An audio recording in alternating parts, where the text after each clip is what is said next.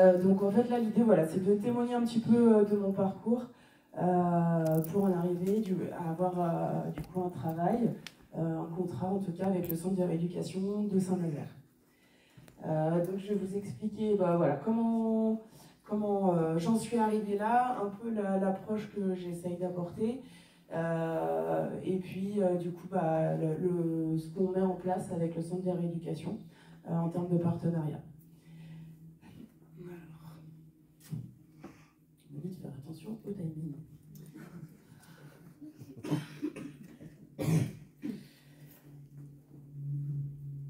Alors, sur cette slide, en fait, c'est vrai que donc, moi j'ai eu un accident de la route en 2009, où à l'époque j'avais 26 ans et j'avais 2 enfants de 1 an et 2 ans. Et à ce moment-là, je m'en étais pas rendu compte, mais aujourd'hui ça prend beaucoup de sens. C'est vrai que je me rappelle avoir rencontré, donc il y avait surtout des gens qui étaient tétraplégiques. Il y avait surtout en fait en rééducation des hommes, il y avait quelques femmes, mais en tout cas il n'y avait pas de maman. Et moi c'est vrai que je me rappelle d'une personne qui était passée, elle n'était pas péridante à la base, mais elle était passée je pense en hôpital de jour. Et le fait que je sache qu'elle avait eu des enfants, je me rappelle elle n'est pas venue longtemps, mais le peu qu'elle a été là, en fait j'ai pu échanger avec elle sur comment elle avait fait avec ses enfants. Je me souviens, le truc tout bête, mais qu'elle m'avait dit qu'elle passait son balai en fauteuil, et j'ai dit « Ah, tu passes ton balai en fauteuil ?» Et bref, en tout cas, aujourd'hui, ça prend beaucoup de sens pour moi, cette rencontre, parce que ça m'avait vraiment fait du bien de pouvoir échanger avec une personne qui était passée par là. Donc ça, c'était en 2009. En 2012, j'ai envie de faire du sport, et donc je me mets à la natation. Je ne vais pas rentrer dans les détails. Je me mets à la natation en 2012. À ce moment-là, j'étais seule avec mes enfants. Et je commence en septembre, très vite en décembre, je commence la compétition. Et en juin, je commence à faire des premiers championnats de France. Donc de fil en aiguille, c'est vrai que la natation a pris pas mal et le sport a pris pas mal de place dans ma vie.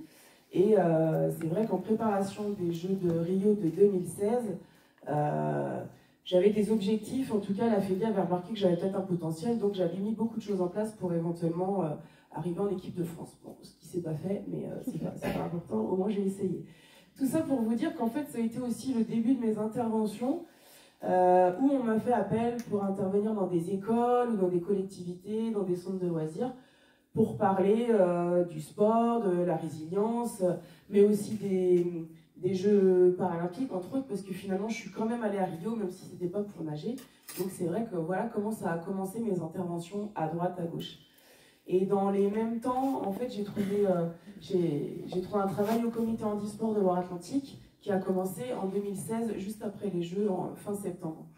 Et donc là, en fait, les choses se sont poursuivies dans le sens où j'étais amenée à faire des sensibilisations dans des écoles, etc., des entreprises. Mais j'allais aussi faire des permanences en centre de rééducation. Et c'est vrai que c'est en centre de rééducation que... en fait, jusqu'à là, j'appréciais toujours tout ce qui était transmission, échange. Je voyais bien en tout cas que ça m'animait beaucoup. Et quand j'allais en centre de rééducation, en fait, je me suis quand même rendu compte de l'impact. En fait, on était 2 à travailler au comité handisport. Donc mon collègue est valide et puis moi j'étais en situation, mais je me rendais bien compte que quand j'intervenais en salle de sport, il se passait beaucoup de choses parce que je leur disais pas simplement il faut faire du sport parce qu'il faut garder la forme, parce que pour les transferts il faut pas prendre de poids, etc., etc. En fait, je leur disais aussi que là où ils en étaient eux, sûrement qu'ils en étaient pas encore prêts parce que chacun prend le temps qu'il lui faut pour accepter les choses, pour avancer. Et en fait, donc je venais parler du sport, je me présentais et après, au-delà de ça, on venait échanger avec moi. Et bien souvent, on n'échangeait pas que sur le sport. Et c'est vrai que là, j'ai beaucoup apprécié en fait tout ça. Et je me suis dit, en fait, j'aimerais bien davantage poursuivre sur mes interventions, que ce soit avec des valides ou en péridance. Et donc, en fait, j'ai cherché une formation pour me sentir quand même un peu légitime à faire de la péridance, parce qu'on cherche tous, enfin, moi en tout cas, je cherche souvent à être légitime à faire ce que je fais. Et c'est là que j'ai découvert le DU, partenariat patient professionnel de santé, qui a eu lieu à Nantes et que j'ai passé. Et donc ça a été un déclic. Moi, j'ai arrêté de travailler pour le comité handisport, pas parce que ça se passait mal, mais parce que je voulais davantage faire des interventions en face à face. Et donc j'ai arrêté de travailler au comité handisport et donc j'ai fait ce DU et aujourd'hui je suis auto-entrepreneur et du coup intervenante pair au centre de rééducation de Saint-Nazaire. En fait, quand même, ce que je voulais vous dire aussi à travers tout ça, c'est qu'à la fois j'ai initié des choses, je pense, je suis le moteur de ma vie, de plein de choses, mais on est aussi venu me chercher souvent. Et là, entre autres, par rapport à mes interventions au centre de rééducation, je pense qu'il y a une confiance qui s'est installée. Je pense que les professionnels ont aussi vu l'intérêt qu'il y avait à ce que j'intervienne. Et juste avant mon DU, je me rappelle avoir parlé avec une cadre ergo que je connaissais comme ça en me disant bah, écoute, je vais faire un DU sur le partenariat patient professionnel de santé. Est-ce que tu penses que ça pourrait être chouette à l'avenir, qu'il pourrait y avoir des possibilités? Et c'est vrai que ça lui a tout de suite parlé, et donc moi j'avais gardé ça en tête, et une fois que j'ai fait ma formation, je l'ai recontacté, à la base pour faire un stage, et pour éventuellement voir s'il y a des choses qui seraient envisageables. Et il se trouve que, c'est pour ça que j'ai mis le rendez-vous en 2024, quand je suis arrivée au fameux rendez-vous où je pensais arriver avec des demandes et des propositions, en fait je me suis rendu compte que finalement on m'attendait, parce que effectivement le diplôme va apporter, je pense, une certaine légitimité quand même. Et du coup, l'établissement avait envie déjà de travailler avec moi. Et donc, ça a été chouette. Ce que je peux vous dire, pour l'approche, donc en fait, moi, par rapport à ce que je peux penser, et ce qui est, je pense, assez général, qu'est-ce que nous, on va apporter à un intervenant pair? Je pense que le fait de vivre avec la différence, on vit du coup les événements de l'intérieur, et donc ça amène une certaine compréhension pour le patient qui va se sentir compris, mais de l'intérieur. Voilà. Et je pense que c'est aussi plus facile de poser des questions peut-être à quelqu'un à qui il est arrivé. On ne va pas poser les mêmes questions, je pense, à un professionnel qu'à une personne qui a vécu la même chose. Enfin, c'est pas jamais la même chose, hein, d'ailleurs. Je tiens quand même vraiment aussi à se dire qu'on a chacun des parcours de vie différents et que même avec une pathologie similaire, on va tous avoir des parcours différents. Mais en tout cas, on a en tout cas un parcours, un lien avec la vulnérabilité, avec le fait de rebondir, avec le système de santé, et on a des choses communes. On a vécu des choses communes. Et moi, en tout cas, je pense qu'on est une ouverture à voir la qualité d'un moment autrement. C'est-à-dire que je pense que pour les patients,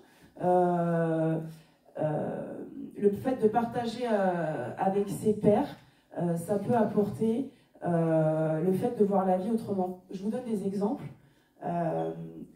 Par exemple, moi, si je vais faire du surf, c'est évident que je ne vais pas chercher à me mettre debout sur la planche. Mais par contre, le fait d'être sur une planche de surf, déjà, je vais me retrouver dans l'eau, dans le milieu naturel, je vais retrouver des odeurs, je vais retrouver des goûts, je vais retrouver la sensation de glisse que d'ailleurs j'ai jamais retrouvée ailleurs, même au ski. Et en fait c'est ça que j'essaye d'apporter aux gens, c'est au lieu de chercher le fait de pouvoir se mettre debout sur la planche, on va aller chercher quoi? Juste le plaisir, enfin c'est pas juste, mais le plaisir, tout le plaisir qu'il y a autour. Et en fait, on ne remet pas les objectifs forcément au même endroit, et du coup ça permet d'apprécier, je pense, les choses autrement. Et je me rappelle d'un monsieur qui avait la maladie de Parkinson, et c'est aussi en ça que ça a cheminé, parce qu'au début on me faisait appel plutôt par rapport à des personnes qui avaient la même pathologie que la mienne, et au final les éducateurs sportifs de l'établissement un jour m'ont dit bah, tiens, on a un groupe de personnes qui ont la maladie de Parkinson, est-ce que tu pourrais intervenir? Donc moi je ne connaissais pas du tout cette pathologie, donc c'est vrai que d'emblée on a fait un point sur les besoins, les risques un petit peu pour que je sache où je mets les pieds, et je suis intervenue, et donc cette personne me disait mais moi la marche c'est terminé, j'étais un grand marcheur, maintenant je peux plus marcher beaucoup, c'est fini, c'est pas la peine en gros de venir. Et puis voilà, on discute avec l'ensemble du groupe, et puis j'essaye aussi de leur faire comprendre qu'à travers la marche, c'est sûr qu'ils n'allaient pas faire un marathon, ils allaient peut-être marcher moins vite et moins longtemps qu'avant, mais qu'ils allaient déjà peut-être passer un bon moment avec une personne qui allait les accompagner, mais que pareil, en marchant dans la nature, finalement on a quoi? On a les odeurs, on a le fait de prendre l'air frais, on a la nature, etc. Et en fait, je pense que j'ai essayé de lui apporter aussi un autre regard sur ce qu'on peut ressentir ou vivre à travers des promenades en nature. Et c'est vrai qu'à la fin, j'en parle parce que ça m'avait marqué, À la fin, il m'avait remercié en disant bah, merci, en fait, tu m'as redonné envie de faire de la marche. Et j'y croyais vraiment pas. Enfin, en tout cas, c'était même pas dans mes objectifs au départ. J'y allais juste pour échanger. Et je me suis rendu compte à quel point l'idée, c'est de permettre d'avoir peut-être un déclic, de prendre un peu de recul. Je pense qu'en tout cas, un intervenant pair, on peut permettre ça à d'autres personnes qui ont un accident ou une maladie. Par rapport à tout ça, j'ai juste envie de dire que moi, c'est vrai que ma petite phrase, c'est que tout est possible autrement. J'essaye de la transmettre beaucoup. Maintenant, je ne suis pas là pour vendre du rêve, y compris quand je vais dans les écoles et que les enfants me disent « Waouh, t'as fait tout ça, ta vie, elle est géniale ». Voilà, je rappelle aussi toujours la réalité du quotidien. Et voilà, je ne veux pas vendre du rêve, mais j'essaye de montrer qu'on peut se projeter, avoir les choses autrement et en les rendant possibles. Enfin, les rendant possibles autrement. Voilà.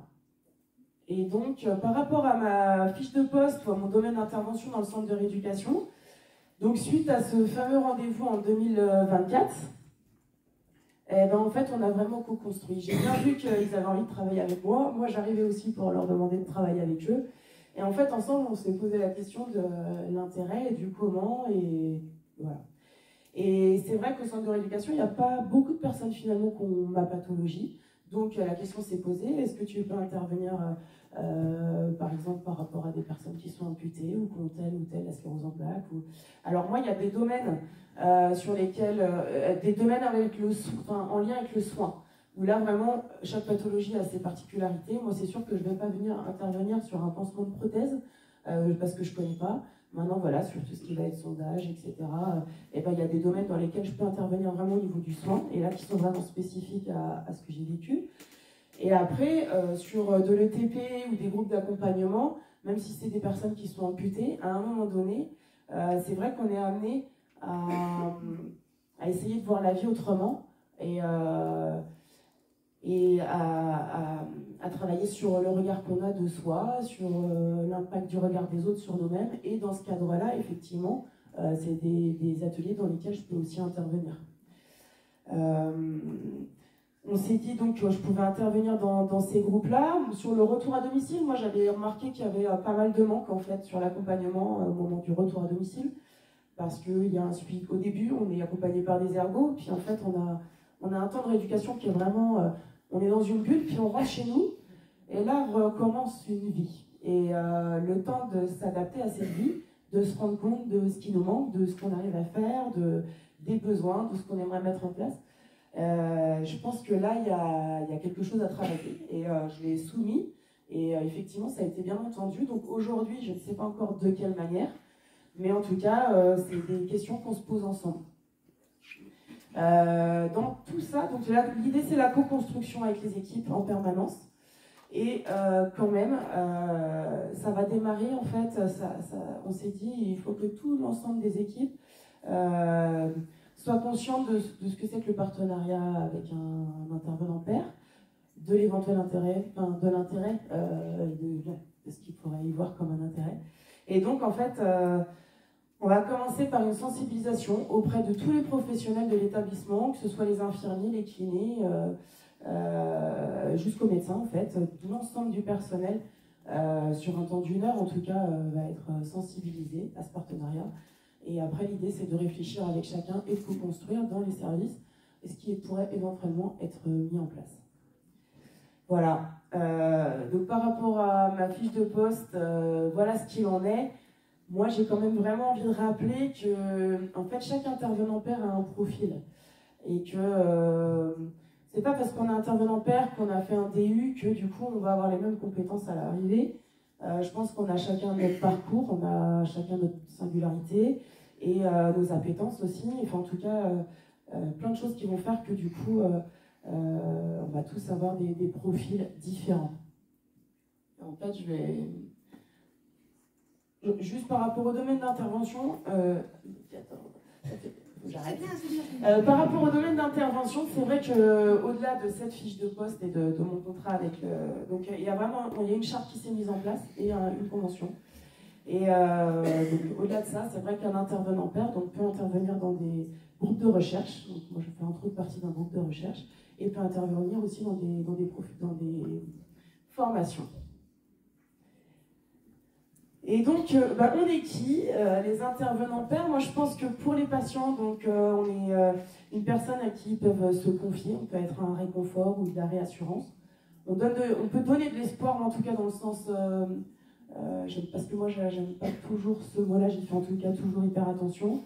Mais en tout cas, on peut permettre de se projeter et de montrer que la vie peut être agréable autrement. Pour les professionnels, je pense qu'on est à la fois un canal entre le patient et le professionnel, un canal de communication. Je pense qu'on peut aider à transmettre, ou en tout cas à permettre de faciliter la parole entre le patient et le professionnel. Je pense que par rapport aux professionnels, en fait, on peut amener une troisième dimension à ce qui se fait justement déjà en termes de partenariat avec le patient que vous avez en face. Et qu'on va apporter un autre regard et qu'on va amener à ce que, je parle pas la magie opère parce que c'est pas magique, mais en tout cas l'idée c'est de se dire que, enfin je pense qu'en tout cas ça peut permettre que ça donne un autre sens aussi à tout ça. Voilà, je rappelle juste que donc, le partenariat, c'est bien une complémentarité des savoirs et qu'on est vraiment là avec des personnes qui ont des connaissances professionnelles et puis nous on acquiert des connaissances de vie et que vraiment c'est un partage de savoir et que c'est ça qui est important. Dans les points de vigilance, forcément, je pense qu'il faut toujours que nous on est bien à l'idée qu'on n'est pas des potes mais qu'on est des personnes hors ressources. Voilà, et qu'on est des personnes de confiance, mais il faut qu'on fasse attention à notre posture tout le temps. Et voilà. Et la dernière chose que j'ai envie de vous dire, c'est que, mais je pense que c'est le cas finalement dans chaque équipe de travail, je pense que un partenariat patient professionnel de santé pour qu'il fonctionne, c'est avant tout une rencontre. C'est-à-dire que comme je disais tout à l'heure, on est chacun singulier. Je pense qu'il faut qu'il y ait une envie de travailler avec nous et il faut qu'il y ait à un moment donné quelque chose qui fasse que dans la relation, il se passe quelque chose qui donne envie de collaborer ensemble et que derrière ça puisse donner d'émulsion à ce partenariat. Voilà.